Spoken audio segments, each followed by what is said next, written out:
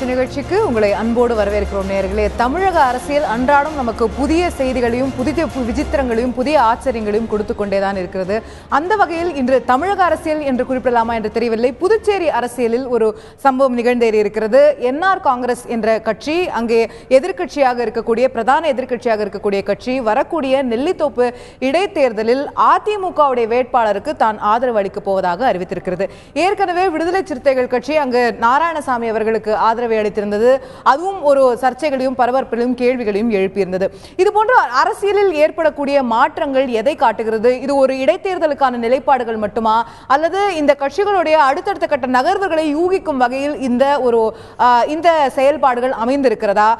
தமிழக அரசியல், தமிழகத்தில் இருக்கக்கூடிய அரசியல் செயல்பாடுகளை, அந்த சமன்பாடுகளை மாற்றும் அளவிற்கு கூட ஒரு யூகங்கள் இந்த ஒரு நெல்லித்தோப்பு இடைத்தேர்தல் மூலம் நமக்கு தெரிகிறதா? காங்கிரசுக்கு விடுதலை சிறுத்தைகள் ஆதரவு கொடுக்க, அதிமுகவுக்கு என்ஆர் காங்கிரசும் புதுச்சேரியில் இருக்கக்கூடிய பாஜகவும் கூட ஆதரவு கொடுத்திருக்கிறது. இதுவும் கேள்விகளை எழுப்பி இருக்கிறது. புதுச்சேரி அரசியல் எந்த அளவிற்கு தமிழகத்தில் எதிரொலிக்க போகிறது? தாக்கத்தை ஏற்படுத்துமா அதிமுக என்ஆர் காங்கிரஸ் இந்த கூட்டணி அல்லது ஆதரவு ஏற்படுத்தியிருக்கக்கூடிய இந்த அணி என்பதுதான் இன்றைய பிரதான தலைப்பு. நேயர்களே, இந்த நிகழ்ச்சியில் நம்முடைய இணையக்கூடிய விருந்தினர்கள் அதிமுகவுடைய செய்தி தொடர்பாளர் சி.ஆர். சரஸ்வதி அவர்கள் இணைகிறார். உங்களுடைய நிகழ்ச்சிக்கு வரவேற்கிறோம். அதே போல காங்கிரசுடைய மூத்த தலைவர் செய்தி தொடர்பாளர் திரு கோபண்ணா அவர்கள் இணைகிறார். உங்களுடைய நிகழ்ச்சிக்கு வரவேற்கின்றோம். விடுதலை சிறுத்தைகள் கட்சியைச் சேர்ந்த செய்தி தொடர்பாளர் திரு வன்னியரசு இணைகிறார். உங்களுடைய நிகழ்ச்சிக்கு வரவேற்கின்றோம். மூத்த பத்திரிகையாளரும் அரசியல் விமர்சகருமாக இருக்கக்கூடிய திரு ராதாகிருஷ்ணன் அவர்கள் இணைகிறார். உங்களுடைய நிகழ்ச்சிக்கு வரவேற்கின்றோம். நான் அதிமுக கிட்ட தான் இந்த விவாதத்தை தொடங்கலான்னு நினைக்கிறேன். எல்லாருக்கும் இருக்கக்கூடிய ரொம்ப இயல்பான ஒரு கேள்வியை கேட்டுறேன். உங்களுக்கும் என்ஆர் காங்கிரஸுக்கும் என்ன ரிலேஷன்ஷிப், என்ன நடந்துகிட்டு இருக்கு அப்படின்னே நிறைய பேருக்கு ஒரு புரியாத சூழ்நிலை இருக்கு. 2011 கூட்டணி, அவர் திடீர்னு ஆட்சிக்கு வராரு. பின்னர் நடக்கக்கூடிய விஷயங்கள் பார்க்கும்போது நீங்க ஒரு அணியில இருக்கீங்களா, பிரிஞ்சிருக்கீங்களா?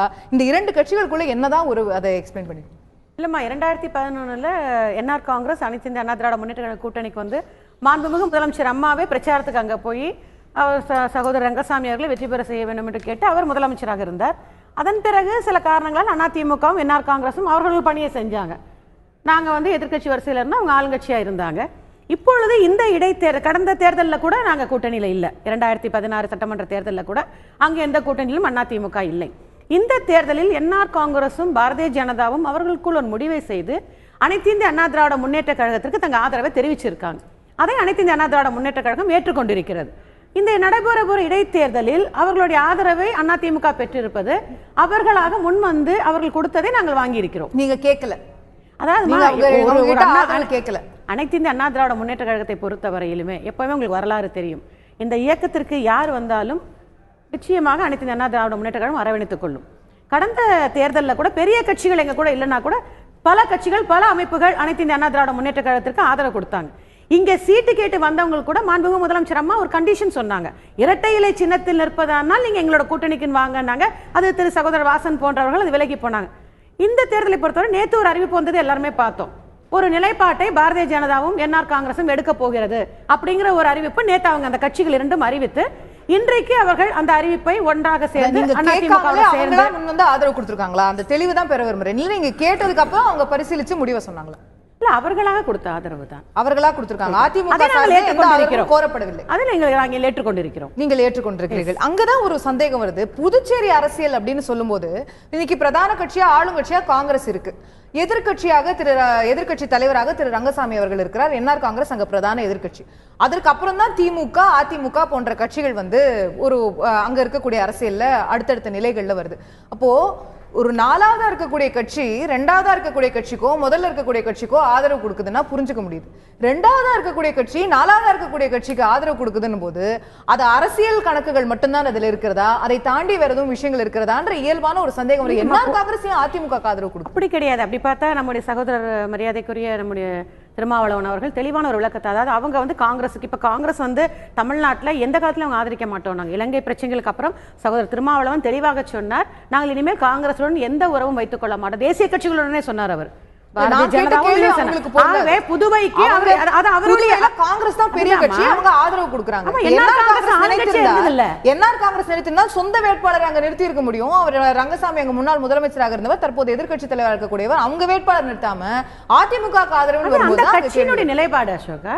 அந்த தேர்தல் போட்டியிட வேண்டும் என்பதும் வேண்டாம் என்பதும் ஒவ்வொரு கட்சி முடிவு செய்வது. என்ஆர் காங்கிரஸை பொறுத்தவரை அவர்கள் நிற்க வேண்டும் நிற்க வேண்டாம் என்பது அவர்கள் செய்த முடிவு. நிற்க வேண்டாம்னு முடிவு செஞ்ச பிறகு அவர்கள் ஆதரவை யாருக்கு தரலாம்னு நினைச்சப்போ அனைத்து இந்த அண்ணா திராவிட முன்னேற்ற கழகத்துக்கு ஒரு எதிர்க்கட்சியாக நாங்க ஆதரவு தரோம் இன்னைக்கு தந்திருக்காங்க. அதுதான் அங்க இருக்கிற நிலைப்பாடு. ரைட், அது அவர்களுடைய நிலைப்பாடு. நீங்க சொல்றதுக்கு ஒண்ணும் இல்லைங்கிறது உங்களுடைய நிலைப்பாடு இருக்கு. நான் காங்கிரஸ் கட்சி சேர்ந்த திரு கோபன் அவர்களும் கேட்க விரும்புறேன். திரு நாராயணசாமி அவர்கள் தற்போது முதலமைச்சராக இருக்கிறார். அப்போ அவர் ஒரு இடைத்தேர்தலில் போட்டியிடுறாரு, ஒரு சட்டமன்ற உறுப்பினர் அதுக்குன்னு போது அவர் ஜெயித்தே ஆக வேண்டிய ஒரு கட்டாயம், இல்லை அவர் ஜெயிக்கணும் அப்படிங்கிறதுல முழு மூச்சில் இறங்கியிருப்பார் அப்படின்னு நம்ம சொல்லலாம். அவருக்கு எதிராக தற்போது அங்க இருக்கக்கூடிய 3 பிரதான கட்சிகள் என்ஆர் காங்கிரஸ், அதிமுக, பாஜக ஒரே அணியில சேர்ந்து அவரை ஒரே வேட்பாளரை ஆதரித்து எதிர்க்கிறார்கள் அப்படின்னு சொல்லும்போது அது ஒரு நெருக்கடி அவருக்கு தருது அப்படின்ற ஒரு பார்வை இருக்கிறது. உங்களுடைய கருத்து? இல்லை, அப்படி அதை பார்க்க வேண்டிய அவசியம் இல்லை. இன்றைக்கு அதிமுக வேட்பாளரை இவங்க பாஜக ஆதரிக்குது, என்ஆர் காங்கிரஸ் ஆதரிக்குது. கடந்த 2011 சட்டமன்ற தேர்தலில் என்ஆர் காங்கிரஸும் அதிமுகவும் கூட்டணி அமைச்சு போட்டியிட்டாங்க. கூட்டணியில் வெற்றி பெற்றாங்க. வெற்றி பெற்ற பிறகு என்ஆர் காங்கிரஸ் ரங்கசாமி அவர்கள் அதிமுகவை புறக்கணித்துவிட்டு சுயேட்சைகளை வைத்துக்கொண்டு ஒரு ஆட்சி அமைத்துட்டார். அதில் அதிமுக பொதுச் செயலாளர் ஜெயலலிதா அவர்கள் மிகுந்த கோபம் கொண்டு இவர்களோட உறவை முறித்து கொண்டார். திரும்ப 2011 வந்தது. இதே உப்பளம் 16 இதே உப்பளம் மைதானத்தில் ஏப்ரல் 25 நினைக்கிறேன், அன்றைக்கி அந்த பொதுக்கூட்டத்தில் அவர் கடுமையாக காங்கிரஸ் கட்சியை விட கடுமையாக என்ஆர் காங்கிரஸை, அதாவது காங்கிரஸை பொறுத்தவரை எங்களுக்கு எதிரி, என்ஆர் காங்கிரஸ் எங்களுக்கு துரோகி அப்படி என்று சொல்லி கூட்டணி தர்மத்தை குழிதோண்டி புதைத்தவர் என் ரங்கசாமி. என்ஆர்சி ஒர்ஸ்ட் தென் காங்கிரஸ் என்று சொல்லுகிற வகையில் கடுமையாக ஆன்டி ரங்கசாமி பிரச்சாரத்தை அவர் செய்தார். காங்கிரஸை கூட ஓரளவு தான் செஞ்சார், இவங்க கடுமையாக. இன்றைக்கி அதே என் ரங்கசாமி அதிமுக ஆதரவு கேட்காம வலியை ஆதரிப்பதெல்லாம் அரசியல் சந்தர்ப்பவாதம். ரங்கசாமிக்கெல்லாம் கொள்கையே கிடையாது. எப்படியோ ஒரு ஆட்சி, அந்த என்ஆர் காங்கிரஸே ஒரு சந்தர்ப்பவாதிகளினுடைய கூடாரம். காங்கிரஸ்ல டிக்கெட் கிடைக்காதவங்க, அந்த கட்சியில டிக்கெட் கிடைக்காதவங்க எல்லாம் ஒண்ணு சேர்ந்த கட்சி. அதிமுக பொதுச் செயலாளர் கடுமையாக விமர்சித்தார், துரோகி என்று குறிப்பிட்டார். அதற்கு பிறகும் கூட அவர்களுடைய ஆதரவை ஏற்றிருக்கிறார்கள் என்றால் ஒரு சந்தர்ப்பவாதம்ங்கிறது உங்களுடைய பார்வையா இருக்குமே. ஆனால் காங்கிரஸ் கட்சி தமிழர்களுக்கு துரோகம் செய்த கட்சின்னு நாள் விடாமல் சொன்ன விடுதலை சிறுத்தைகளுடைய ஆதரவை நீங்கள் அந்த மாநிலத்தில் ஏற்றுக்கொண்டு, எங்களுக்கும் விடுதலை சிறுத்தைகளுக்கு உறவு என்பது 1996 தமிழ் மாநில காங்கிரஸாக இருந்தபோது தொடங்கிய அந்த உறவு மத்தியில் ஐக்கிய முற்போக்கு கூட்டணி 2004-09 நாங்கள் விடுதலை சிறுத்தைகளும் காங்கிரஸ் திமுக எல்லாம் ஒன்னா கூட்டணியில் இருந்தவர்கள். 2011 இருந்தாங்க, ஆட்சி அமைச்சாங்க. இப்போ ராஜ்யசபா உறுப்பினராக என்ஆர் ரங்கசாமி அவர்களுடைய நெருங்கிய நண்பர் அங்க அதிமுகவுக்கு ஒரு நாள்ல இணைஞ்சு அடுத்த நாள் ராஜ்யசபா எம்பி ஆகுறாரு என்ஆர் காங்கிரஸ் ஆதரவோட. அடுத்தடுத்த கட்டங்கள்ல சேர்ந்தும் விலகியும் மாறி மாறி இருந்திருக்காங்க. நீங்க சொல்றது ரொம்ப தவறா. அதாவது இலங்கை தமிழர் பிரச்சனையில, இலங்கை தமிழர் பிரச்சனை மட்டும் இல்ல, இலங்கை தமிழர் பிரச்சனை, காவிரி பிரச்சனை, வேற என்னென்ன பிரச்சனை வன்னியரசு என்னென்ன அதிகமாக பட்டியலிடுவாங்க. எங்களுக்கும் விடுதலை சிறுத்தைகளுக்கும் இலங்கை தமிழர் பிரச்சனையில கருத்து வேறுபாடு உண்டு, அணுகுமுறையில் எங்களுக்கும் அவர்களுக்கு மாற்றம் உண்டு. சிலவற்றை நாங்கள் செய்ய வேண்டும் என்று அவர்கள் எதிர்பார்த்தார்கள், நாங்கள் செய்ய முடியல. அதற்குரிய காரணங்களை நாங்கள் பலமுறை விளக்கி இருக்கிறோம். அதை பற்றி விரிவாக நான் போக விரும்பல. ஆனால் விடுதலை சிறுத்தைகள் கட்சியினுடைய தலைவர் தொல் திருமாவளவன் இதே சத்தியமூர்த்தி பவனில் EVKS இளங்கோவன் தலைவராக இருந்தபோது எதிர்காலத்திலே நான் காங்கிரஸோடு அப்போ ஒரு முடிவெடுக்காத நேரம், ஏதாவது ஒரு இயக்கம் அகில இந்திய அளவில் நாங்கள் நெருங்கி ஒரு அரசியல் உறவு வைத்துக் கொள்ள முடியும் என்றால் அது காங்கிரஸ் கட்சி தான். எந்த காலத்திலும் பாஜகவோடு உறவு வைத்துக் கொள்ள மாட்டோம் என்று சொன்னாங்களே தவிர காங்கிரஸோடு அவர் எப்பயுமே ஒரு சாஃப்ட் கார்னர் உண்டு. அது காரணம் அகில இந்திய அளவில் பாரம்பரியமாக தலித் சமுதாயத்தினருடைய பாதுகாப்பு காங்கிரஸ் கட்சியினருடைய கரங்களில் தான் பத்திரமாக இருக்கின்ற நம்பிக்கை அவருக்கு. அந்த அடிப்படையில் இன்றைக்கி பாண்டிச்சேரியில் நாராயணசாமி ஒரு 3 முறை நாடாளுமன்ற உறுப்பினராக இருந்தவர், மத்திய அமைச்சராக இருந்தவர், அனுபவம் வாய்ந்தவர், கடுமையாக உழைக்கக்கூடியவர். அவரை போன்றவர்கள் புதுச்சேரியிலே முதலமைச்சராக வந்தால் அந்த மாநிலம் மேலும் பயன்பெறும், வளம் பெறும் என்கிற அடிப்படையில் புதுச்சேரி நலன் சார்ந்து புதுச்சேரியினுடைய வளர்ச்சியை அடிப்படையாக கொண்டு இன்றைக்கு விடுதலை சிறுத்தைகள் கட்சி அந்த முடிவு எடுத்திருக்கிறது. அதில் உண்மையிலே நான் ஒரு திருமாவளவன் அவர்களை நான் பாராட்டுகிறேன். அவர் என்ன காரணம் புதுச்சேரியோட நலனுக்காக இதை செய்திருக்கிறார்கள் அப்படிங்கிறது உங்களுடைய பார்வையாக இருக்கு. இது நான் மூத்த பத்திரிகையாளர் திரு ராதாகிருஷ்ணன் அவர்கள்ட்ட கேட்க விரும்பக்கூடியது, அதிமுகவுடைய நிலைப்பாட கடந்த செக்மெண்ட்ல நம்ம பார்த்திருப்போம். அவங்க ஆதரவு கொடுத்தாங்க, நாங்க ஏத்துக்கிட்டோம், அது அவர்களுடைய முடிவா என்பது. காங்கிரஸ் கட்சியும் அதே போல விடுதலை சிறுத்தைகள் கட்சியுடைய ஆதரவை பார்க்கிறது, ஒரு வரவேற்கத்தக்க விஷயமாக பார்க்கிறது. இந்த இரண்டு விஷயமே ஆனா பேசு பொருளா இருக்கு தமிழ்நாட்டில். விடுதலை சிறுத்தைகளுடைய ஆதரவும் சரி, என்ஆர் காங்கிரஸ் அதிமுக கொடுத்த ஆதரவும் சரி. இது அவர்கள் சொல்வது போல அவங்க ஒரு தார்மீக அடிப்படையில் வெவ்வேறு காரணங்களுக்காக இவங்க மதச்சார்பற்ற அரசியல் இவங்க முன்னெடுக்கிறதுன்னு சொல்றது, இவங்க ஒரு நாராயணசாமி அவர்களுக்கு ஒரு எதிர்ப்பு அரசியல் இவங்க முன்னெடுக்கிறதும் ஒரு அரசியல் மட்டும் தான் பார்க்கணுமா? இதுல இன்னும் ரீடிங் பிட்வீன் தி லைன்ஸ் ஏதாவது இருக்குன்னு நினைக்கிறேன். நிச்சயமாக, அதாவது என்ஆர் காங்கிரஸுக்கு இன்றைய அளவில் அது ஒரு நிலைநிற்பினுடைய பிரச்சனையாக வந்து விடுகிறது. ஏனென்றால் காங்கிரஸ் வந்து இன்றைய நிலையில் புதுச்சேரியில் வலுவடைந்து வருகிறது. நீங்க பாத்தீங்கன்னா ஒரு போன அந்த தேர்தலில் இருந்து இதுவரையான காலகட்டங்களில் நாம் எவ்வளவோ எதிர்பார்த்தோம். கிரண்பேடி அங்கே போறாங்க, அதிரடியாக நடவடிக்கை இருக்கும், முதலமைச்சரோட சண்டை வரும் நல்லா எதிர்பார்த்தோம். ஆனால் ஒன்றுமே நடக்கல. முதலமைச்சர் அவருடைய அணுகுமுறை, அப்புறம் வந்து லா அண்ட் ஆர்டரில் நிறைய பிரச்சனைகள் இருந்து 4 மாதத்துக்கு முன்னாடி பார்த்தீங்கன்னா நிச்சயமாக எவ்வளவோ வந்து அன்றாடம் கொலை இல்லைனா வழிவரிப்பு ஏதோ ஒன்று நடந்து கொண்டே தான் இருக்கிறது. ஆனால் இப்போ பார்த்தீங்கன்னா லா அண்ட் ஆர்டர் வந்து ஓரளவுக்கு சீராகத்தான் இருக்கிறது. அதே மாதிரி ஒவ்வொரு இஷ்யூ எடுத்து பார்த்தீங்கன்னா கவர்னன்ஸ் இஷ்யூ, கேபினெட் மீட்டிங் நடந்து கொண்டிருக்கிறது, பெரிய விஷயம். என்ஆர் டைமில் வந்து இது நடக்கவே இல்லை, பல முறை நடக்கவே இல்லை. ஸோ இந்த மாதிரியான கலந்தாலோசனைகள் நடந்து கொண்டிருக்கிறது. ஸோ இந்த மாதிரியான நிகழ்வுகள் நடக்க காங்கிரஸினுடைய கொஞ்சம் வலுவாய் தான் வருகிறது அங்கே பொசிஷன்.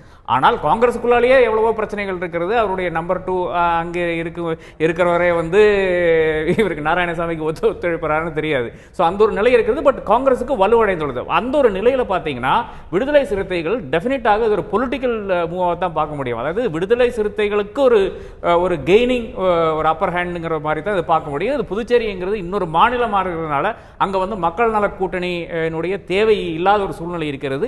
தமிழ்நாட்டுக்கு அது தேவை, ஆனால் புதுச்சேரிக்கு தேவையில்லை என்ற ஒரு சூழ்நிலை. அது ஒரு மைக்ரோசமாக தான் எடுக்க முடியும், ஒரு தனி மாநிலமாக தான் அதை பார்க்க முடியும். அங்கிருந்து பார்க்கும்போது நிச்சயமாக விடுதலை சிறுத்தைகளுடைய அரசியல் சாதுரியத்தை இது காமிக்குது என்று நான் கருதுகிறேன். நிச்சயமாக காங்கிரஸ் வலுவடைந்தனால திமுக சப்போர்ட் பண்றது ரொம்ப எளிதாக விட்டது. அடுத்ததாக ஓம் சக்தி சேகர் அவளை லேசில் வந்து நாம டிஸ்மிஸ் பண்ணக்கூடிய ஆள் கிடையாது.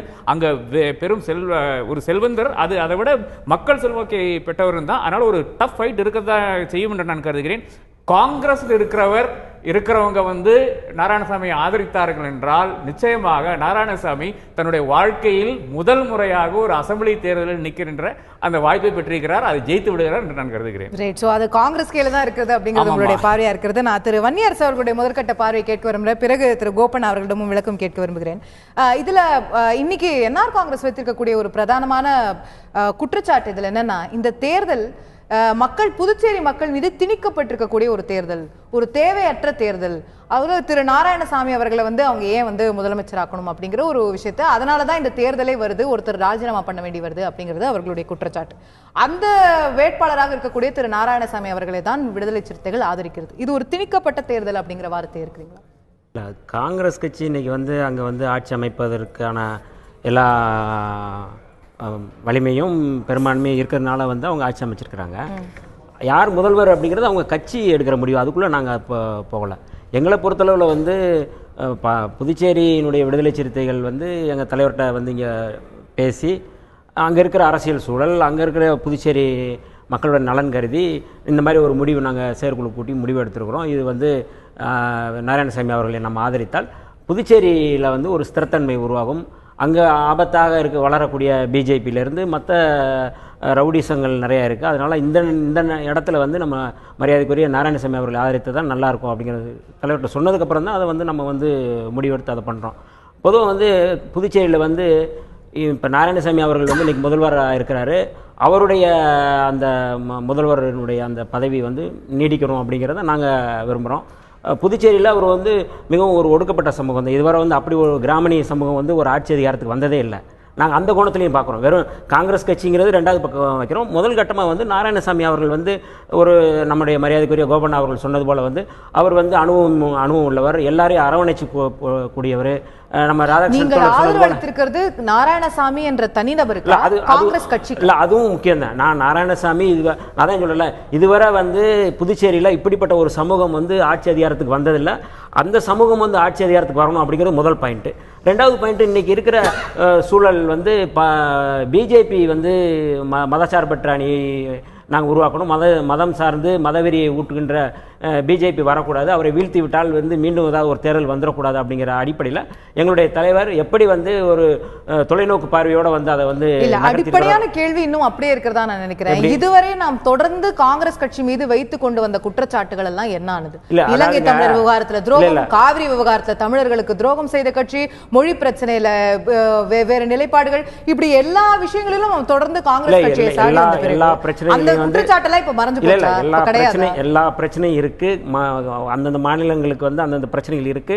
காங்கிரஸ் மீதான நாங்க காங்கிரஸ் மீது வைக்கப்பட்ட குற்றச்சாட்டுகள் அப்படியே தான் இருக்கு. நாங்க ஒன்றும் அதை ஒன்றும் நாங்க இருங்க நான் சொல்றேன் வைக்கிறோம். ஆனால் இன்னைக்கு நம்ம நாடு எதிர்நோக்கக்கூடிய பிரச்சனைகள் நாங்கள் பார்க்குறது எதை முதன்மையாக பார்க்குறது அப்படி இந்த நேரத்தில் இந்தியாவில் பொது சிவில் சட்டத்தை கொண்டு வர்றது, புதிய கல்வி திட்டத்தை கொண்டு வர்றது, இது மக்களுக்கு எதிரான நிறைய பிரச்சனைகளை அவங்க கொண்டு வராங்க. திடீர்னு மோடி ராமர் கோஷத்தை முன்வைக்கிறது, இப்படியான பிரச்சனைகளை நாங்கள் அணுகிறோம். அதனால தான் நாங்கள் மதாச்சாரமின்மை பாதுகாப்பு மாநாடு நடத்தினோம். ரெண்டாவது நதிநீர் உரிமை மாநாடு நடத்தினோம். தமிழ்நாட்டிலும் காங்கிரஸ் இருக்கக்கூடிய கூட்டணி இல்ல நாங்கள் அதான் இந்த நேரத்தில் ஒவ்வொரு சூழலும் புதுச்சேரியில் மட்டும் இல்ல ஒவ்வொரு சூழல்லையும் ஒவ்வொரு மாநிலத்திலையும் ஒரு பிரச்சனைகள் முன்னிறுத்தப்படும்.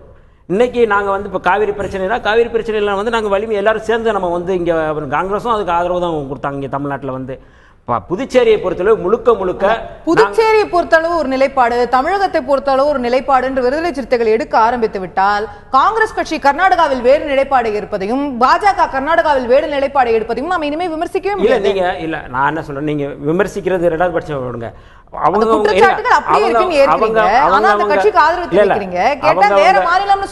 அதே குற்றச்சாட்டு அதே விளக்கம் அவர்களுக்கும் பொருந்தி விடும் கர்நாடகால. இல்ல அவங்க இன நலன் கருதி, அவங்க மொழி நலன் கருதி, அவங்களுடைய நாட்டு நலன் கருதி தான் முடிவெடுப்பாங்க.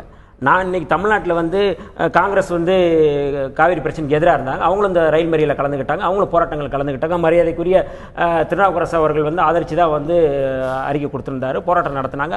அப்போ நம்ம அவங்க எதிராக இருந்தால் தான் நம்ம அதை பற்றி பேசுறது. அந்த மாநிலத்தில் அவங்க எதிராக இருக்கிறது அப்படிங்கிறது தமிழ்நாடு காங்கிரஸ் நிலைப்பாடு வேறு, இப்போ கர்நாடகா காங்கிரஸ் வேறு. நம்ம ஏத்துக்கிறோம். மத்திய காங்கிரஸை நோக்கி இதுல கேள்வி எழுப்ப போறது இல்ல. சோனியா காந்தி அவர்கள் தலையிட வேண்டுமான்னு நம்ம கேட்க போறது இல்ல. திமுகவுடைய தலைவர் உட்பட சோனியா காந்தி அவர்களுக்கு கடிதம் எழுதுகிறார், இன்னைக்கு நீங்க ஏன் தலையிடக்கூடாதுன்னு. இப்போ மத்திய காங்கிரஸ்க்கு இதுல ஒரு நிலைப்பாடு கிடையாது. எல்லாரும் சேர்ந்து அழுத்தம் கொடுக்கிறோம். இங்க இருக்கிற மரியாதைக்குரிய திருநாவுக்கரசர் அவர்கள் தமிழ்நாட்டுக்கான உரிமை கொடுக்க விட வேண்டும் என்று அவர் மத்தியில் பேசுறாரு, ஒரு அறிக்கை கொடுக்கிறார், பேட்டி தராரு. எங்களை பொறுத்தளவு இந்த தமிழ்நாட்டினுடைய உரிமை முக்கியம். அந்த உரிமையின் அடிப்படையில் நாங்கள் இந்த முடிவு எடுத்திருக்கிறோம். திரு கோபன் அவர்கள், உங்களுடைய விளக்கம். அரசியல் கட்சிகள் நிலை எடுக்கிறதுல சில காரணங்கள் இருக்கு. 1952 சட்டமன்ற தேர்தலில் தந்தை பெரியார் காங்கிரஸை 60 அடி குழி தோண்டி புதைப்பேன் என்று பிரச்சாரம் பண்ணார் ராஜாஜிக்கு எதிராக. 54 காமராஜர் முதலமைச்சராக வரார். வந்த உடனே தமிழ்நாட்டில் முதலாக ஒரு தமிழர் முதலமைச்சராக வந்திருக்கிறார். அவரை ஆதரிக்கிறேன் என்று சொல்லி, பச்சை தமிழர் என்று சொல்லி 9.5 ஆண்டு காலம் ஆதரித்தார். எதுக்காக? தமிழ்நாட்டு மக்கள் நலன் சார்ந்து காமராஜர் மூலம் பல நல்ல காரியங்கள் நடக்கணும்னு முடிவெடுத்தார். 1977களில் 75களில் நெருக்கடி நிலையை திராவிட முன்னேற்ற கழகம் கடுமையாக எதிர்த்தது. மிசா சட்டத்தில் பலர் கைது செய்யப்பட்டு சிறையில் அடைக்கப்பட்டாங்க. அதற்கு பிறகு 80ல் தேர்தல். அதே திராவிட முன்னேற்ற கழகத்தின் கலைஞர் அவர்கள் எந்த நெருக்கடி நிலையை பிரகடனப்படுத்தினாரோ, யாருக்கு எதிராக சிறை சென்றார்களோ, அவரை நேருவின் மகளே வருக, நிலையான ஆட்சி தருக. ஏன்னா 77ல் பிரச்சனை வேறு, 80ல் ஒரு நிலையான அரசு அமையணும். ஜனதா கட்சி அதில் தோல்வி அடைந்து விட்டது. ஆக இன்றைக்கு அவர்கள் விடுதலை சிறுத்தைகளை பொறுத்தவரை பாண்டிச்சேரி நலன் சார்ந்து இன்னைக்கு அதிமுக இருங்க. நீங்க சொன்ன அத்தனை உதாரணங்களையுமே எழக்கூடிய கேள்வி என்னன்னா, அங்க அதற்கான அந்த கூட்டணிகள் மாறி ஒரு கட்டத்துல விமர்சனம், அதற்கு பிறகு ஆதரவு என்ற நிலை மாறுவதற்கு காரணம் விடுதலை மக்கள் நலன் நீங்க சொல்லக்கூடிய விஷயமா, அல்லது ஒரு ஓட்டு அரசியல் மட்டுமேவா அப்படிங்கிறதா மக்களிடையே எழக்கூடிய விடுதலை சிறுத்தைகள் என்ற கட்சி ஒன்னு காங்கிரஸ் ஆதரிக்கணும், இல்லைன்னா அதிமுக ஆதரிக்கணும். இந்த ரெண்டையும் அவர்கள் பார்க்கிற பொழுது விடுதலை சிறுத்தைகள் அப்படிதான் பண்ணணும். நம்ம சொல்லலாம், அவங்க சொந்த வேட்பாளர் நிறுத்தலாம், அவங்களுக்கு 1000 ஆப்ஷன்ஸ் இருக்குங்க. அவங்க தேர்தலை புறக்கணிக்கலாம். இல்லங்க, இது பொது தேர்தல் கிடையாது. ஒரு முதலமைச்சர் சட்டமன்ற உறுப்பினராக இல்லாதனால ஒரு இடைத்தேர்தல், அதுவும் காங்கிரஸ் கட்சியை சேர்ந்த, நான் சொல்றேன், காங்கிரஸ் கட்சியை சேர்ந்த ஜான் குமார் என்கிறவர் தனது பதவியை ராஜினாமா செய்துவிட்டு அந்த இடத்தை காலி செய்து முதலமைச்சருக்காக கொடுக்கிறார். அவர் வந்து 18,000 அதுதான் இன்னைக்கு விமர்சனத்துக்குள்ளாக இருக்கிறது. திரு ரங்கசாமி அவர்கள் சொல்கிறார் மக்கள் மீது ஏன் இந்த தேர்தலை தேவையில்லாம திணிக்கிறீங்க. திரு நமச்சிவாயம் அவர்கள் இருக்கிறார், திரு வைத்திலிங்கம் அவர்கள் இருக்கிறார், அவ்வளவு முதலமைச்சர் வேட்பாளர்கள் இருக்காங்க புதுச்சேரி காங்கிரஸ்ல. ஏன் இவர் வந்ததனால தான் இந்த தேர்தல் வருதுன்னு திரு ரங்கசாமி அவர்கள் குற்றச்சாட்டு வைக்கிறார். 1954 வந்து காமராஜர் நாடாளுமன்ற உறுப்பினராக இருந்தாரு. முதலமைச்சரா வரணும்னு சொன்ன போது குடியாத்தத்துல போய் நின்னாரு. கம்யூனிஸ்ட் தவிர எல்லா கட்சியும் ஆதரித்தது இவரை காமராஜர். அது மாதிரி இன்னைக்கு ஒரு இடைத்தேர்தல்ல ஒரு அனுபவம் வாய்ந்த நாடாளுமன்ற முன்னாள் மத்திய அமைச்சர் சட்டமன்ற தேர்தலில் போட்டியில்லை. அந்த மாநிலத்தினுடைய தேர்தலை ஒருங்கிணைத்து அவர் தான் நடத்தினார். காமராஜரை நீங்க சொல்றீங்க கம்யூனிஸ்ட் தவிர அத்தனை கட்சிகளும் ஆதரித்தது அவர் முதலமைச்சராக இருந்ததுனாலன்னு. இன்னைக்கு வைக்கப்படக்கூடிய விமர்சனம் என்னன்னா, திரு நாராயணசாமி அவர்களை காங்கிரஸ் கட்சியிலேயே சிலர் ஆதரிக்கிறார்களான்ற கேள்விக்குறி எழுப்பப்படுகிறது. தயவு செய்து அது தவறான கருத்து. இப்போ வந்து காமராஜரை எதிர்த்து சி சுப்பிரமணியன் நின்னாரு. காமராஜர் வெற்றி பெற்றார் 54. மறுபடியும் காமராஜர் முதலமைச்சராக வந்தார். கட்சியில் ஒரு முதலமைச்சர் யார் வருவது என்பதில் நாராயணசாமிக்கும் மற்றவர்களுக்கும் கருத்து வேறுபாடு இருந்தது. ஒரு நாராயணசாமி முதலமைச்சராக தேர்வு செய்யப்பட்ட அகில இந்திய தலைமை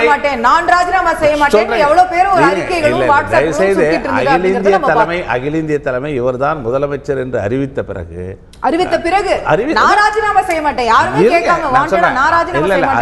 பிறகு இவர்தான் முதலமைச்சர் என்று மேலிடம் சொன்ன பிறகு, அன்னை சோனியா காந்தி சொன்ன பிறகு உடனே நமச்சிவாயம் மாநில காங்கிரஸ் தலைவர் எல்லோரும் ஒருமுகமாக, நீங்கள் அந்த ஓட்டு கேட்கும்போது பார்க்கணும், அந்த காங்கிரஸ் கட்சி, திமுக, இப்போ விடுதலை சிறுத்தைகளும் சேர்ந்து கேட்க போகிறாங்க. அந்த மகிழ்ச்சியான முகம், ஏன்னா வெற்றி உங்களுடைய முகப்பில் அவங்க இருக்கிறாங்க. மக்கள் ஆதரவு நாராயணசாமிக்கு இருக்கிறது. ஏன்னா அந்த மாநிலம் வளர வேண்டும், நல்ல ஆரோக்கியமான ஒரு சூழலில் அந்த மாநிலம் இருக்கணும், நிர்வாகம் நல்லா நடக்கணும். 100 நாட்களில் நிறைய சாதனைகளை செய்து நற்பெயரை அவர் பெற்றிருக்கிறார். இந்த 100 நாட்களில் அந்த நற்பெயரின் காரணமாக இன்றைக்கு அவருக்கு ஒரு நல்ல முதலமைச்சராக எதிர்காலத்திலே விளங்குவார். ஏன்னா கடந்த காலங்கள்லாம் இருக்கிற ஆட்சியை ஒப்பிடுகிற போது நாராயணசாமி மீது மக்கள் நம்பிக்கை வைத்து இந்த தேர்தலில் அவர் வெற்றி பெறுவதற்கான அனைத்து சூழலும் இருக்கு. இது ஒரு தேர்தலாக நடக்குமே தவிர தேர்தலில் வெற்றி பெறப் போவது நாராயணசாமி தான். உங்களுடைய நம்பிக்கை அந்த பாஸ்ட் தான் இவர் வந்து ஹாண்ட் பண்ணதுன்னு நான் கருதுகிறேன். என் ரங்கசாமியை வந்து ரிமூவ் பண்றதுல இவர் தான் தலையாய பங்கு வச்சார் 2008. அதை தொடர்ந்து 1985 எப்போ ராஜீவ்காந்தி இவரை இங்கிருந்து எடுத்து லோக்சபா கொண்டு போனாரோ, ராஜ்யசபா கொண்டு போனாரோ, அப்போலிருந்து ஆரம்பிச்ச பிரச்சனை. அதாவது ஃபர்ஸ்ட் வந்து அங்க பேக் பெஞ்சரா இருந்து எஸ்.எஸ். அலுவலியா கூட ஒரு ஷவுட்டிங் பிரிகேடா, ஆமா இவர் தான் ஷவுட்டிங் பிரிகேடா இருந்தாரு. சோ அது வந்து அங்கத்த பாலிடிக்ஸ். ஆனால் தொடர்ந்து இவர் வந்து காங்கிரஸ்காரருக்கு செய்த பிரச்சனைகள், அந்த இக்கட்டான சூழ்நிலைகள் உருவாக்கினதுனாலதான் அந்த பாஸ் தான் ஹான் பண்ண வருது. ஆனா அந்த கட்சிக்குள்ளே அவருக்கு ஒரு சில ஆனால் இவர் ஃபர்ஸ்ட் இலக்கை அடைந்து விட்டார். அது எஸ் ராமசாமிங்கிறவர் 22 நாள் தான் முதலமைச்சரா இருந்தாரு. அந்த இலக்கை அடைந்து விட்டார். 22 நாள் தாண்டியாச்சு. இனிமே எத்தனை நாள் அப்படிங்கறது 10 முதலமைச்சர் இருந்திருக்காங்க இந்த ஒரு ஷார்ட் ஸ்பேன்ல. இனி எத்தனை முதலமைச்சர் வருவாருன்னு சொல்ல முடியாது. 100 நாள், ஆமா 100 நாள் ஆட்சியை கம்ப்ளீட் பண்ணி 100 நாள் ஆட்சி கம்ப்ளீட் பண்ணி அதான் ஃபர்ஸ்ட் அதான் அது தாண்டி இப்ப பாத்தீங்கன்னா இனி இப்போ அடுத்ததாக சாதனையே தேர்தல்ங்கிறது தான் அடுத்த ஒரு பெரிய ஒரு முக்கியமான ஒரு மைல்கல்லாக அவருக்கு இருக்க போகிறது அப்படிங்கிறது. நான் அதிமுகவை சேர்ந்த திரு சரஸ்வதி அவர்கள்ட்ட கேட்க விரும்பக்கூடியது, பூனைக்குட்டி வெளியே வந்து விட்டது அப்படின்னு திமுக தலைவர் ஒரு அறிக்கை கொடுத்திருந்தாரு. நமக்கெல்லாம் ஞாபகம் இருக்கும். பாஜகவுக்கும் அதிமுகவுக்கும் ஒரு மறைமுக கூட்டு இருந்து கொண்டே இருக்கிறது அப்படிங்கிறது திமுகவும் சரி மற்ற எதிர்கட்சிகளும் சரி ரொம்ப நாளா வைக்கக்கூடிய குற்றச்சாட்டு. அது மீண்டும் உண்மையாகிற வகையில இன்னைக்கு ஒரு நிகழ்ச்சி நடந்திருக்கோ அப்படிங்கிறது சந்தேகம். அப்படி இல்லைங்க. இப்போ சமீபத்தில் கூட மரியாதைக்குரிய ராகுல் காந்தி அவர்கள் அப்போலோ ஹாஸ்பிட்டலுக்கு வந்து மாண்புமிகு முதலமைச்சர் அம்மா பார்த்து நல்லா சொல்லிட்டு போனாங்க, காங்கிரஸ் சப்போர்ட் எப்போவுமே இருக்கும். அன்னைக்கு எல்லாத்துலேயும் பார்த்தீங்கன்னா சோஷியல் மீடியாஸில் ஒரு கருத்து வந்தது, காங்கிரஸ் அதிமுகவை நெருங்குகிறதா, ஏன்னா அவங்க லீடரே வந்தாருங்க அப்படிங்கிறப்போ. ஸோ ஒரு நல்ல உணர்வுடன் அம்மா வந்து திருமாவளவன் அவர்கள் பார்த்தாரு, எல்லாருமே கம்யூனிஸ்ட் தலைவர்கள் அதுக்காக வந்து பார்த்தாரு, திமுக அதுக்காக கிடையாதுமா. நீங்க பொதுவா ஒருத்தர் வந்து எதிர்பார்க்காத ஒருத்தர், அதாவது டெல்லியிலிருந்து திரு ராகுல் காந்தி வருவார் என்றோ அம்மாவை பார்ப்பார் என்றோ பார்த்து விட்டு will give our support to honourable CM அவர் சொன்ன வார்த்தை, காங்கிரஸ் வில் கிவ் ஃபுல் சப்போர்ட்னு ஒண்ணு. அந்த சப்போர்ட்டை வச்சு அது எத்தனை சோஷியல் மீடியாஸ்ல அப்படிங்கிற மாதிரி அன்னைக்கு நாங்க சொல்லல, சோஷியல் மீடியாவில் வந்த அன்றைக்கு எத்தனையோ செய்திகள் வந்தது. அதே போல இன்றைக்கு பாண்டிச்சேரியை பொறுத்த வரைக்கும் பாரதிய ஜனதா என்ஆர் காங்கிரஸும் சேர்ந்து எடுத்த முடிவு. அவர்களை பொறுத்த வரைக்கும் காங்கிரசுக்கு எதிராக இருக்கும் ஒருவரை ஆதரிக்க வேண்டும். அங்க காங்கிரஸ்க்கு எதிராக மரியாதைக்குரிய ஓம் சக்தி சேகர் ஏற்கனவே அந்த தொகுதியில் நின்று வென்றவர், அந்த தொகுதியில் அவருக்கு நல்ல அறிமுகம் உண்டு. மாண்புமிகு முதலமைச்சர் அம்மாவுடைய வேட்பாளர் நிறுத்தப்பட்டிருப்பதனால் அரசியல் ரீதியாக இந்த பாண்டிச்சேரி மாநிலத்தில் இந்த தேர்தலில் எங்களுடைய வேட்பாளரை ஆதரிக்க வேண்டும் என்பதற்காக பாரதிய ஜனதா விடுதலை சிறுத்தைகளை நோக்கி நீங்க காங்கிரஸை ஆதரிக்கிறீங்கன்ற கேள்வி எப்படி எழுகிறதோ, அவர்கள் வந்து தமிழகத்திற்கு நலனே செய்யவில்லை என்ற விமர்சனத்தை வைத்து அவர்களே ஆதரிக்கிறாங்கன்னு இன்னைக்கு நம்ம சொல்றோமோ, அதே போல இன்னைக்கு மத்திய அரசாங்கம் பல்வேறு விஷயங்கள்ல காவிரி விஷயம் தொடங்கி தமிழகத்திற்கு வந்து எதிராக செயல்பட்டு வருகிறது குற்றச்சாட்டு தமிழகத்துல எல்லா கட்சிகளும் வச்சுட்டு வரீங்க. அப்போ பாஜகவுடைய ஆதரவை ஏற்பது என்பது எந்த விதமான தார்மீகம்? இல்லையே, இன்னைக்கு கூட கேரளா அணை கட்டக்கூடாது என்பதில் மத்திய அரசு ஒரு நல்ல தீர்ப்பு சொல்லியிருக்காங்களே. மாண்புமிகு முதலமைச்சர் அம்மாவுடைய கடிதத்தை ஏற்றுக்கொண்டு நீங்க வந்து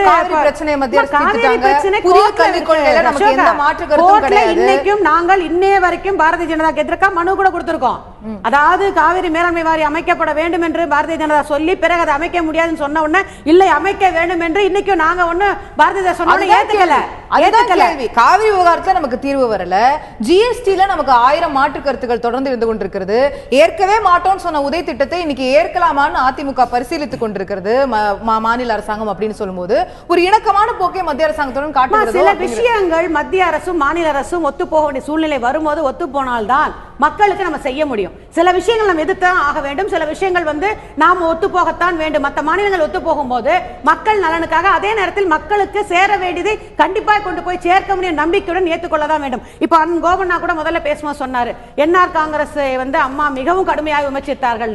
அதே போல திமுக தலைவர் சொன்னார், கூடாத நட்பு கேடாய் முடிந்தது, நாங்க காங்கிரஸ் விட்டு வெளில வந்து சந்தோஷம்.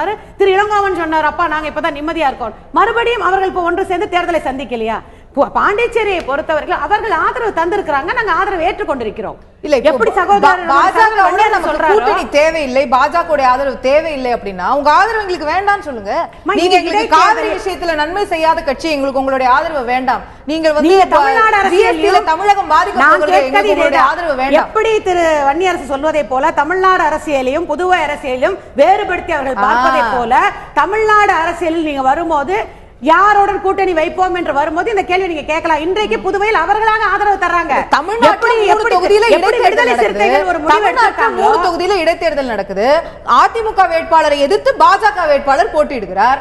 புதுச்சேரியில அதிமுகவுக்கு ஆதரவாக பாஜக இருக்கிறது அப்படின்னு சொல்லும் போது ஒரு முரண்பாடு இயல்பா தெரிஞ்சு மக்கள் நல கூட்டணியில் இருக்கிற வேற யாருமே ஆதரிக்காமல் சகோதரர் திருமாவளவன் மட்டுமே நீங்க ஆதரிக்கிறார். அப்ப அது மட்டும் வேறுபாடு இல்லையா? அந்த கூட்டணி அவருடைய கருத்து அவங்க ஏற்றுக்கிறாங்க. விதிவிலக்கா அப்படிங்கிறது அவர்கள் வந்து புதுவையை பொறுத்த வரைக்கும் திரு நாராயணசாமி அவர்கள் 3 முறை பார்லிமெண்ட்ல இருந்தாரு, மத்திய அமைச்சராக இருந்து கூட இன்றைக்கு அவர் 100 நாள் அண்ணன் சொல்றாங்க, சரி 100 நாள் நல்லா செஞ்சிருக்காரு. ஆனால் அவர் மத்திய அமைச்சராக இருந்த போது புதுவைக்கு என்ன செஞ்சாருங்கிற கேள்வி நாங்க கேட்கல, காங்கிரஸே சொல்றாங்க. மத்திய அமைச்சராக இருந்த போது புதுவை மாநிலத்துக்கு அவர் எதுவுமே செய்யவில்லை என்பதை காங்கிரஸ் சொல்லி நாங்கள் கேட்டோம், நாங்க சொல்லல. ஆனால் இன்றைக்கு அந்த வேட்பாளர் முதலமைச்சர் வேட்பாளரை எதிர்த்து எதிர்க்கட்சியாக இருக்கக்கூடிய என்ஆர் காங்கிரசும் அங்கு தேர்தலில் போட்டியிட விரும்பாத பாரதிய ஜனதாவும் ஒரு அதிமுக வேட்பாளரை ஆதரிக்குது. அந்த ஆதரவை நாங்கள் ஏற்றுக்கொண்டிருக்கிறோம், அவ்வளவுதான். எங்களை பொறுத்த வரைக்கும் அந்த தேர்தலில் அப்படிங்கிற கேள்வி சேர்த்து வைக்க விரும்புறேன். நிச்சயமா உங்ககிட்ட வரேன், இந்த கேள்வி உங்ககிட்ட முடிச்சுட்டு வந்துடுறேன். இந்த தேர்தலை மட்டும் நம்ம பார்த்தோம்னா இதே நெல்லித்தோப்புல திரு ஜான்குமார் அவர்கள் பெற்ற வாக்கு 18,000க்கும் மேல. நான் வந்து ஓம் சக்தி சேகர் அவர்கள் பெற்ற வாக்கு, என்ஆர் காங்கிரஸ் பெற்ற வாக்கு, பாஜக பெற்ற வாக்கு 3 கூட்டினா கூட 7,200 தான் வருது. இப்போ இந்த 3 கட்சிகளும் இணைந்து நாராயணசாமி அவர்களுக்கு ஒரு ஸ்ட்ராங் கண்டென்ஷன் கொடுத்துட முடியும்னு நினைக்கிறீங்களா? அரசியலில் எப்போ வேணா என்ன வேணா மாறலாமா? அப்படி நீங்க மாற்றமே இல்லனா ஒரே மாறிட்டே இருக்கேங்கறத எங்களுக்கு ஒரே கட்சியில ஆட்சியில இருக்கணும். மாற்றங்கள் என்பது எல்லாரும் மாறி மாறி 100 நாளைக்கு முன்னால் திரு நாராயணசாமிக்கு இருந்த அதே பெயரும் புகழும் ஜான்குமாருக்கு இருந்த அதே வாக்கும் இன்றைக்கு இருக்கும் என்று சொல்ல முடியாது. மக்கள் மனநிலை எப்படி இருக்கிறதுன்னு தெரியாது, தேர்தல் முடிவை வைத்து தான் தெரியும். இந்த 100 நாளில் ஒரு மாற்றங்களை கொண்டு வர மக்கள் விரும்பி இருக்கலாம். திணிக்கப்பட்ட தேர்தல் ஆகவே எங்களுக்கு இது வேண்டாம் என்று நினைத்து அவர்கள் நினைக்கலாம். அது மக்கள் வாக்களிக்கும் போதுதான் அந்த மனமாற்றத்தை அந்த வாக்கு வித்தியாசத்தை நாம் புரிந்து கொள்ள முடியும். பொறுத்திருந்து பார்க்க அவங்க சொன்னதுல இருந்து ஒரு விஷயம் உங்களுக்கு உடன்பாடா அப்படிங்கறத கேட்க விரும்புறேன். பாஜக இன்னைக்கு எங்களுக்கு ஆதரவு தெரிவிச்சிருக்கு அப்படிங்கறதுனாலே நாங்க வந்து அவர்களோடு இணைந்து விட்டோம் அப்படின்னு எடுத்துக்க கூடாது, நாங்க மத்திய அரசாங்கத்தை தொடர்ந்து எதிர்த்து வருகிறோம் சொல்றாங்க, ஏற்கிறீங்களா? இல்ல, மத்திய அரசை அவர்கள் வந்து எதிர்க்கிற நிலையில இன்னைக்கு இல்லை. ஏன்னா முதலமைச்சர் உடல்நலக்குறைவு மருத்துவமனையில் அனுமதிக்கப்பட்ட பிறகு எதையெல்லாம் முதலமைச்சர் எதிர்த்தாரோ மத்திய அரசுடைய திட்டங்களை, அதுல உதய் அந்த அதுக்கும் உடல்நலக்குறைவுக்கும் எந்த சம்பந்தமும் இருக்கிறதா எனக்கு இன்னைக்கு இருக்கிற பியூஷ் கோயல் அவர்களை நேரில் முதலமைச்சர் சந்தித்தார். அவர் உடல்நலக்குறைவுக்கு எல்லாம் முன்னாடி உடல்நலக்குறைவுக்கு முன்னால கடுமையா எதிர்த்தாங்க. இந்த 3 விஷயம். உடல்நலக் குறைவுக்கும் அவர்களுடைய நிலைப்பாடு மாற்றத்திற்கும் எப்படி நீங்க முடிச்சு போடுறீங்கன்னு எனக்கு சந்தேகமா இருக்கு. பியூஷ் கோயல் அவர்கள் நேர்ல வந்து உதய் திட்டம் பத்தி முதலமைச்சரை நேர்ல பார்த்து பேசிட்டு போனாரு. இந்த மனமாற்றங்கள் முன்னால இருந்து பேசும்போது ஜிஎஸ்டி பில்ல எதிர்த்து ஓட்டு போனாங்க. உதய திட்டத்தை தமிழ்நாடு அரசு எதிர்த்தது ஃபர்ஸ்ட். ரெண்டாவது தேசிய ஊரக வேலைவாய்ப்பு உறுதி திட்டத்தை எதிர்த்துட்டு வந்தாங்க. மூன்றாவது நீட்டு, இதையும் எதிர்த்தாங்க. இப்போ பாண்டியராஜன் போயிட்டு வந்த பிறகு அதற்கு மாணவர்களுக்கு அரசே பயிற்சி வகுப்பு நடத்துன்னு சொல்கிறாங்க. தேசிய உணவு பாதுகாப்பு திட்டத்தை தமிழ்நாடு அமல்படுத்துவதை நாங்கள் வரவேற்கிறோம், இல்லைன்னு சொல்ல. ஆனால் எதிர்த்தீங்க. அதே போல் நீங்கள் உதய திட்டத்தையும் எதிர்த்தீங்க. இன்றைக்கி அதெல்லாம் நீங்கள் வந்து இன்றைக்கி ஒரு அரசு வந்து மத்திய அரசோடு மோதல் போக்கு இருக்கணும்னு நான் சொல்ல மாட்டேன். தமிழ்நாட்டின் வளர்ச்சிக்காக மத்திய அரசோடு கூடுமான வரை மோதல் போக்கு இல்லாமல் பல நல்ல திட்டங்களை கொண்டு வரணும்னு தான் நினைக்கிறோம்.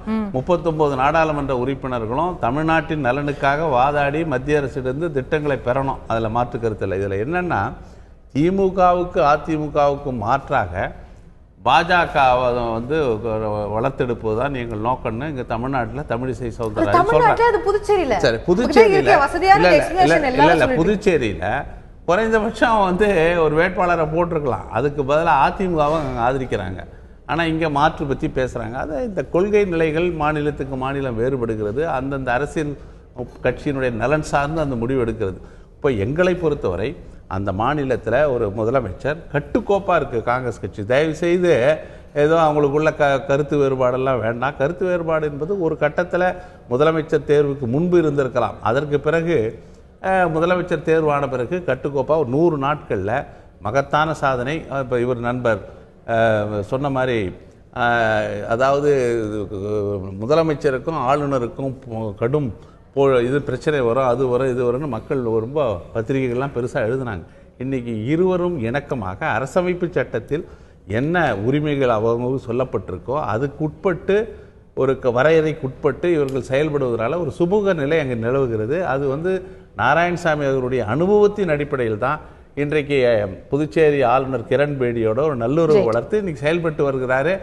இன்றைக்கி வந்து புதுச்சேரி மாநிலத்தில் மக்கள் வந்து நாராயணசாமியுடைய செயல்பாடுகளை வரவேற்க ஜெயிக்க போகிறாங்கிற ஒரு நம்பிக்கையை நீங்க வெளிப்படுத்தி வரீங்க. திரு வன்னியரசு அவர்கள்ட்ட கேட்க விரும்பக்கூடிய விஷயம், இதுல அதிமுக பாஜகவுக்கு ஒரு மறைமுறை ஒப்பந்தமா அதே அப்படிங்கிற கேள்வி எப்படி வருதோ அதே போல விடுதலை சிறுத்தைகள் அடுத்த தேர்தலுக்கான ஆயத்தங்களை துவங்குகிறதா காங்கிரஸை ஆதரிப்பதன் மூலம் அப்படிங்கிற கேள்வியும் இயல்பா வந்துருது. இது வந்து ஒரு முயற்சி பண்ணி பார்க்குற ஒரு முயற்சியா, இன்னும் எல்லா ஆப்ஷனையும் திறந்து வச்சுப்போமே அப்படிங்கிற ஒரு முயற்சியில திரு திருமாவளவன் இருக்கிறாரா அப்படிங்கிற கேள்வியும் வந்துருது. இல்லை, இது அரசியலில் வந்து ஒருத்தர் சந்தித்த உடனே இல்லைனா வந்து எடுத்த நிலைப்பாட்டு அடிப்படையில் வந்து இது வரும். மரியாதைக்குரிய பொன் ராதாகிருஷ்ணன் அவர்கள் வந்து எங்களுடைய தலைவர் அவர்கள் அலுவலகத்திலே வந்து சந்தித்து பேசினார்கள். டெல்லியில் போய் நாங்கள் போய் ராம்விலாஸ் பாஸ்வான் அவர்களையும் ராம்தாஸ் அத்வாலேயெல்லாம் சந்தித்தோம். அப்போல்லாம் வந்து பிஜேபியோட நீங்கள் போகிறீங்களான்லாம் கேள்வி எழுப்பினாங்க.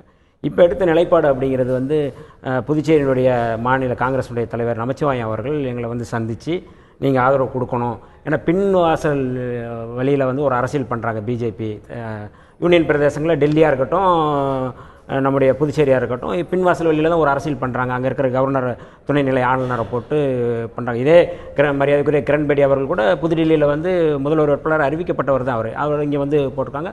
அப்போ ஒரு அரசியல் இருக்குது, பிஜேபியினுடைய மறைமுகமான ஒரு அரசியல் இருக்குது அப்படிங்கிறதெல்லாம் சொன்னதுக்கப்புறம் தான் நாங்கள் வந்து எங்களுடைய நிலைப்பாடு வந்து இன்னும் வருங்காலங்களில் வந்து பிஜேபி வந்து இந்தியாவில் வந்து ஆட்சி அமைக்கக்கூடாதுங்கிறது நாங்கள் எடுத்த நிலைப்பாடு. அந்த நிலைப்பாட்டின் அடிப்படையில் அது வந்து நீங்க வந்து அரசியல்னு எப்ப எடுக்கிறோம் இயல்பாக ஒரு புரிதல் இருக்கு. காங்கிரஸோட கூட்டணி கூட்டணி குறித்து இன்னும் 2 ஆண்டுகள் இருக்கு. வர்ற காலங்களில் தலைவர்கள் அது உட்கார்ந்து முடிவு எடுக்கிறாங்க. இப்ப இருக்கிற நிலைப்பாடு அப்படிங்கிறது வந்து முழுக்க புதுச்சேரி மக்கள் நாங்க பிஜேபி தான் முதன்மையான எதிரியா பாக்குறோம். பிஜேபி தான் மக்கள் விரோத சக்தியா இருக்கு. பிஜேபி தான் மக்கள் விரோத திட்டங்களை அறிவிச்சுக்கிட்டு இருக்கு. எல்லாமே நீங்க வந்து அடிப்படையில் பாருங்க, மாட்டுக்கறி சாப்பிட்ற அரசியல இருந்து நீ அரசியலா இருக்கட்டும், நீங்க வந்து கோயிலில் சாமி கும்பிட்ற பிரச்சனையா இருக்கட்டும், இந்த புதிய கல்வி கொள்கை திட்டமா இருக்கட்டும், இன்னைக்கு கொண்டு வந்த இந்த ராமர் கோஷம் எல்லாமே வந்து இந்த பொது சிவில் சட்டத்தை கூட அவங்க வந்து வேற ஒரு கோணத்துல அவங்க பாக்குறாங்க ஒழிய நம்ம அதை பார்க்கலாம். அந்த அடிப்படையில நீங்க வந்து இந்த முழுக்க நீங்க அதை நான் சொல்ல முடியாது. நீங்க வந்து காங்கிரஸ்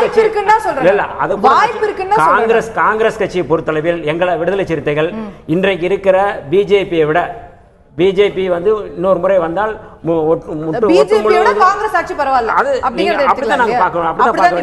அப்போ இப்ப நம்ம இலங்கை தமிழர்கள் விவகாரத்துல காங்கிரஸ் கட்சி துரோகம் செய்த விஷயங்கள் எல்லாம் அந்த தொடர்பா வந்து காங்கிரஸ் கட்சி மீது வைக்கப்பட்ட விமர்சனங்கள் இன்னும் அப்படியே தான் இருக்குது. நாங்க வந்து அதை ஒண்ணும் மாத்திக்கலாம்.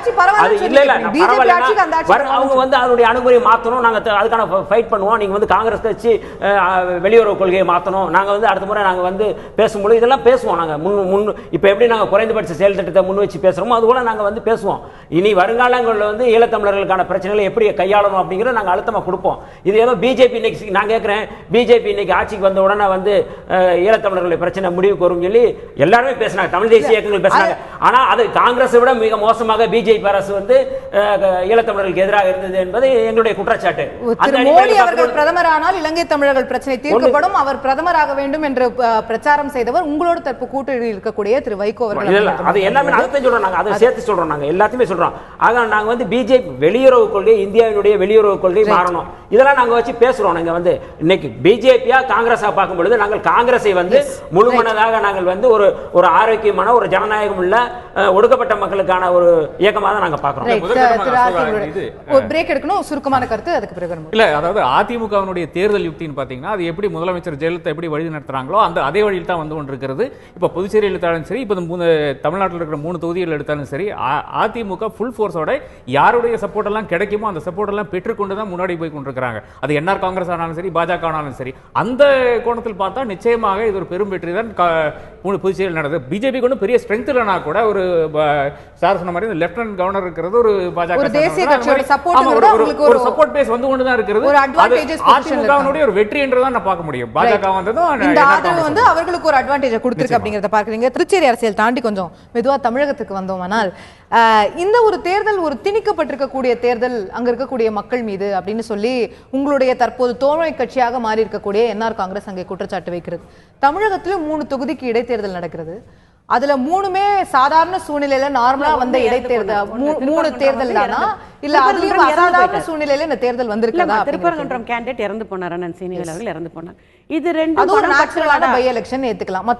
மத்த ரெண்டும் பணப்பட்டுவாடான்னு சொல்லி தேர்தல் கமிஷனே இந்த தேர்தலை நிறுத்தி தேர்தல் கமிஷன் இப்ப மறுபடியும் தேர்தலை அறிவிச்சு அதுக்கு காரணம் தேர்தல் கமிஷனா அங்க அந்த குற்றச்சாட்டுக்கு ஆளான வேட்பாளர் இல்ல வேட்பாளர் குற்றச்சாட்டுக்கு அனைத்து இந்த அதிமுக வேட்பாளர் சொல்லி கூட இன்னைக்கு நீதிமன்றம் அதை நிரூபிக்கப்படவில்லை.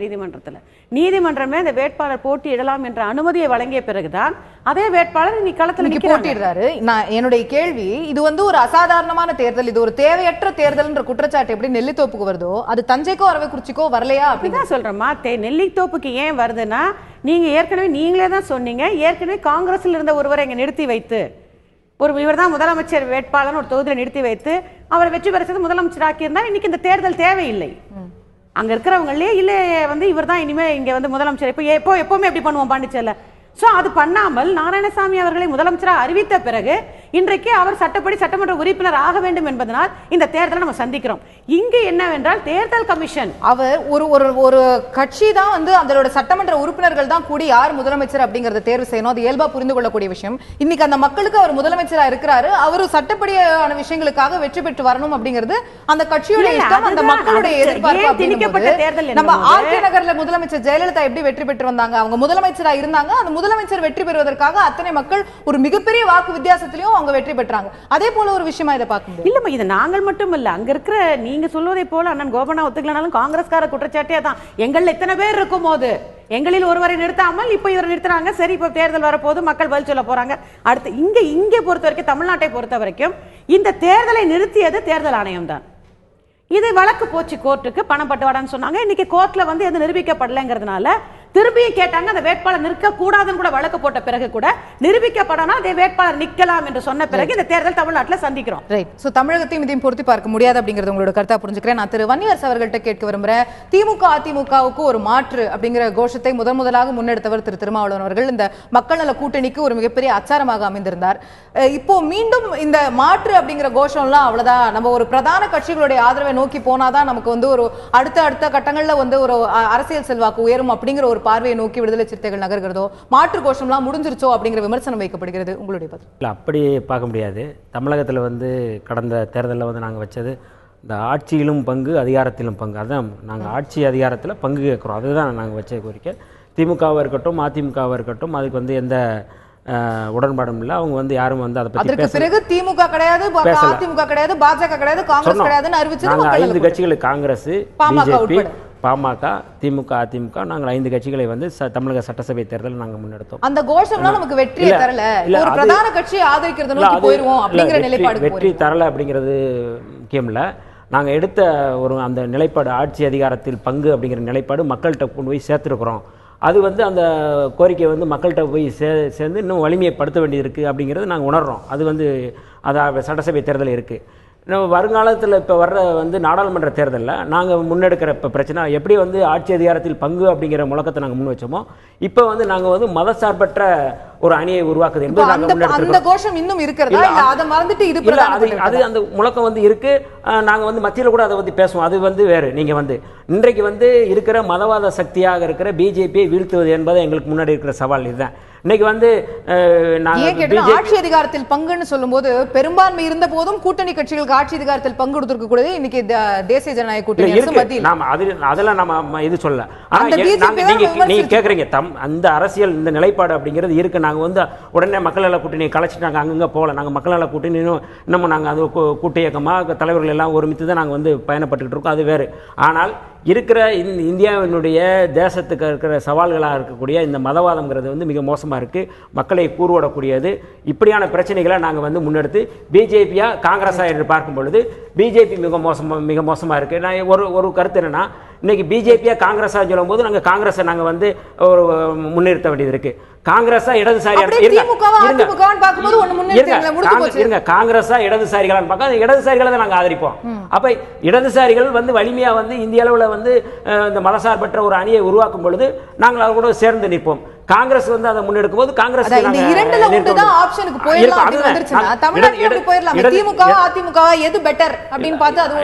தமிழ்நாட்டில் அது வந்து நாங்கள் வெளிப்படையாக சொல்லிட்டோம். நாங்கள் தலைவர் அவர்கள் வந்து கடந்த சட்டசபை தேர்தலில் என்னென்ன பிரச்சனைகள் திமுக அதிமுகவுக்கு இருக்கிற பிரச்சனைகள் நாங்கள் வந்து சொன்னோம். அது கடந்துதான் இன்னைக்கு வந்து மதவாத அரசியலுக்கு எதிராக நாங்கள் வந்து முன்னிறுத்துறோம். ஆகவே தமிழகத்தை பொறுத்தளவில் விடுதலை சிறுத்தைகள் மக்கள் நல கூட்டணி என்பது வந்து இன்றைக்கு இருக்கிற முக்கிய பிரச்சனையாக மதவாத சக்திகளுக்கு எதிராக அணிதிரட்டுவது என்பது எங்களுடைய கடமையாக. பிரதான கோரிக்கை. இறுதியான கருத்து திரு கோபண்ணா. திமுக அதிமுகவுக்கு மாற்றாக மக்கள் நல கூட்டணி, விஜயகாந்த், பாட்டாளி மக்கள் கட்சி எல்லோரும் களத்தில் இறங்கினாங்க. ஆனால் தமிழ்நாட்டு வாக்காளர்கள் திமுக அதிமுகவுக்கு வாக்களித்து விட்டு 2 அணிக்கும் வாக்களித்து விட்டு இந்த 3வது 4வது 5வது அணிகளை மக்கள் நிராகரிச்சிட்டாங்க. இதுவரைக்கும் 60 ஆண்டு கால தமிழக அரசியல் வரலாற்றில் சட்டமன்றத்தில் அதிமுக, திமுக, காங்கிரஸ் ஒன்று. 2வது திமுக கிட்டத்தட்ட 98 கூட்டணியில் 98-99 உறுப்பினர்கள் வந்து மிகப்பெரிய எதிர்கட்சியாக உட்கார்ந்துட்டாங்க. இப்போ ஏற்கனவே நீங்கள் சட்டமன்றத்தை நடத்தின மாதிரிலாம் இப்போ நடத்த முடியாது. கணிசமான அளவில் எதிர்கட்சி வந்திருக்காங்க. இப்போ இந்த சூழலில் என்ன ஒரு முடிவு வந்திருக்குன்னா, 3வது அரசியல் கட்சி என்பது தமிழ்நாட்டில் மக்கள் வரவேற்கலை, ஒரு பெரிய வெற்றியை பெற முடியல. ஏன்னா நாங்களும் 1989 ஒரு முயற்சி பண்ணி தோல்வி அடைஞ்சிட்டோம். அதுக்கு மக்கள் மூப்பனார் தலைமையில். ஆனால் அப்போ 20% வாக்குகள் நாங்கள் வாங்கினோம். அதனால இன்னைக்கு வந்து இன்றைக்கு 3 சட்டமன்ற இடைத்தேர்தல் நடக்கிறது. அதில் திமுக வேட்பாளர்களை காங்கிரஸ் கட்சி ஏற்கனவே உடன்பாட்டின் அடிப்படையில் நாங்கள் ஆதரிக்கிறோம். தமிழ்நாட்டில் இருக்கிற ஆட்சிக்கு எதிராக இன்றைக்கு மக்கள், அதே போல் தேசிய அளவில் விடுதலை சிறுத்தைகளுக்கும் காங்கிரஸுக்கும் என்ன அடிப்படை இல்லைன்னா, விடுதலை சிறுத்தைகள் முன்னா 2004 எல்லாம் வந்தோம் கூட இருந்தோம். மதசார்பின்மை, வகுப்புவாதத்துக்கு எதிராக அதுக்கு எதிராக 2 பேரும் ஒன்றிணைறீங்க. மதசார்பற்ற ஒரு கூட்டணி என்ற போது தேச நலன் கருதி புரிஞ்சுக்கிட்டேன். வந்து அந்த கொள்கையின் அடிப்படையில தான் சேர்றாங்களே தவிர இதுக்கு வேற நான் காரணம் கிடையாது. திரு ராதாகிருஷ்ணன் அவர்களோட இறுதியான கருத்தை கேட்க விரும்புறேன். 2-3 புரிதல்கள் நான் இன்னைக்கு நடைபெற்ற விவாதத்துல இருந்து எடுத்துக்கிறேன். மாநிலத்துக்கு ஒரு நிலைப்பாடு என்பது தவறில்லை. அந்தந்த சமயத்திற்கு ஏற்ப ஒரு பிரச்சனைகளுக்கு ஏற்ப கூட்டணிகள் ஆதரவுகள் மாற்றி அமைந்து கொள்ளலாம். மாநிலம் முக்கியம் இல்ல, அந்த விஷயங்கள் முக்கியம் இல்ல, கடந்த காலத்தை பார்க்க வேண்டியதில்லை, இன்னைக்கு இருக்கக்கூடிய பிரச்சனையின் அடிப்படையில நாங்க ஆதரவு அளிக்கிறோம், இது போன்ற விஷயங்களை நம்ம 3 கட்சிகளுமே இன்னைக்கு சொல்லக்கூடியதை பார்க்கிறோம். இதனுடைய ஒரு புரிதலா நீங்க எதை எடுக்கிறீங்க? அந்தந்த நேருக்கு அந்தந்த நாளைக்கு ஒரு ஓட்டு எந்த பக்கம் வந்து போக வேண்டும் அப்படிங்கிற அடிப்படையில இந்த அணிகள் கட்டமைக்கப்படுகிறதா, இல்ல அதை தாண்டிய முக்கியமான பிரச்சனைகளின் அடிப்படையில் தான் கட்டமைக்கப்படுகிறதுன்னு நினைக்கிறேன்? இல்ல பிரச்சனைகளின் அடிப்படையில் எல்லாம் கிடையாது. தொகுதியில் ஒரு நிலை எடுக்கிறாங்க, அதை வந்து நியாயீகரிக்கப்படுகிறாங்க. இந்த மாதிரியான டிவி ஸ்டுடியோவில் வந்து அதுக்கு ஒரு தியரி வைக்கிறாங்க. இதுதான் நடந்து கொண்டு இருக்கிறது. கோபண்ணா சார் சொன்னதெல்லாம் கேட்கறதுக்கு ரொம்ப சுவாரஸ்யமா இருந்த 3 கட்சி தான் இருக்குதுன்ட்டு. ஆனால் எப்படி அந்த 3 கட்சி மட்டும் வந்ததுன்னு நான் விரிவாக ஃப்ரண்ட் லைனில் வந்து ஜூலைலேயும் ஆகஸ்ட்லேயும் எழுதியிருக்கேன். 70% தமிழர்களுக்கு என்னென்ன கொடுத்தாங்கன்னுலாம் எழுதியிருக்கேன். அதை பற்றி ஒரு விசாரணை இல்லாமலே மறுபடியும் இந்த தேர்தல் வருது. இதுதான் தேவையற்ற தேர்தல் என்று சொல்றது இதுதான். அதை அப்பவே நடத்தியிருக்கலாம்ல. ஏன் இது மட்டும் தாமதிப்பிருக்கீங்க? 2 எம்எல்ஏக்கு இது இவ்வளவு வாய்ப்பு போச்சுன்றதான் என்னுடைய கருத்து. ரைட். ஸோ இதை தாண்டி அவர்கள் அரசியல் கட்சிகள் முன்வைக்கக்கூடியதற்கு பின்னால் ஒரு அரசியல் இருந்து கொண்டே இருக்கிறது அப்படிங்கிறது உங்களுடைய கருத்தாக நான் புரிந்து கொள்கிறேன். நிச்சயமாக நேயர்களே, தமிழக அரசியல், இந்திய அரசியல் என்பது ஒரு கலிடியோஸ்கோப் போன்ற ஒரு விஷயமாக இருந்துவிட்டது. நாம் அன்று அந்த நொடியில் பார்க்கக்கூடிய காட்சி மட்டுமே உண்மை என்று நாம் நம்பினோமானால் நிச்சயமாக நாம் தான் அதில் வந்து முட்டாள்களாக மாறிவிடுகிறோம். அதில் தொடர்ந்து காட்சிகள் மாறிக்கொண்டே இருக்கக்கூடிய விஷயமாகத்தான் அரசியல் களம் தொடர்ந்து இருந்து கொண்டே இருக்கிறது. இன்று நாம் தற்போது பார்த்து கொண்டிருக்கக்கூடிய நிலைப்பாடுகள் கூட இதோடு முடிந்துவிட்டது, இதுதான் இறுதி என்று நினைத்தாலும் கூட நாம் தான் ஏமாளிகளாகி விடுவோம். தொடர்ந்து அடுத்தடுத்த கட்டங்களில் இந்த நிலைப்பாடுகள், அரசியல் காட்சிகள் எப்படி மாறுகிறது என்பதை சுவாரஸ்யமாக நாமும் பொறுத்து பார்த்து கொண்டே இருப்போம். நேயர்களே, இந்த நிகழ்ச்சியில் கலந்து கொண்டு கருத்துக்களை தெரிவித்த 4 விருந்தினர்களுக்கும் நன்றி. பார்த்த உங்களுக்கும் நன்றி. தொடர்ந்து இணைந்திருங்கள் தந்தி தொலைக்காட்சி.